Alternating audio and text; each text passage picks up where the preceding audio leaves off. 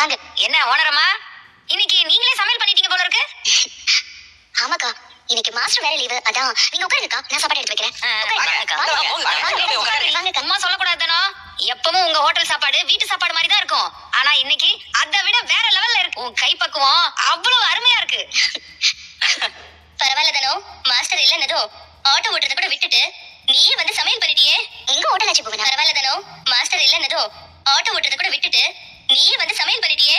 எங்க ஹோட்டல் ஆச்சு போவனா? பூர்ணியும் இவரும் சேர்ந்து மாஸ்டர் வரல, என்ன செய்யறதுன்னு யோசனையா இருந்தாங்க. அதான் சரி நானே வந்து சமைக்கலான்னு வந்துட்டேன். சூப்பர் தானோ. சரி சரி கதிர் தம்பி, பில்லு எவ்வளவு ஆச்சுன்னு பாருங்க. போலாம். சரி தம்பி, நாங்க வரோம்.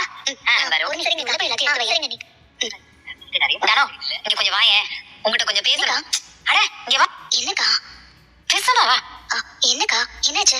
தானோ, என்ன தானோ இங்க சமைக்க வந்துட்டேன்னு நாங்க கேட்டதுக்கு இது எங்க ஹோட்டலு, அதுதான் வந்துட்டேன்னு சொன்னல. நல்லா யோசிச்சு பார்த்தா அவ்வளவுதான் தானே வாழ்க்கை.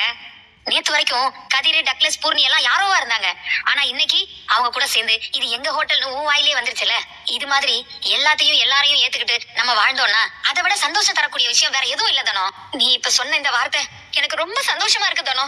என்னைக்கும் இதே மாதிரி நாங்க எங்க குடும்பம்னு நீ மாறணும் தானோ. நம்ம நல்ல நண்பர்களா இருப்போம், ஒருத்தருக்கு ஒருத்தர் துணையா இருப்போம்.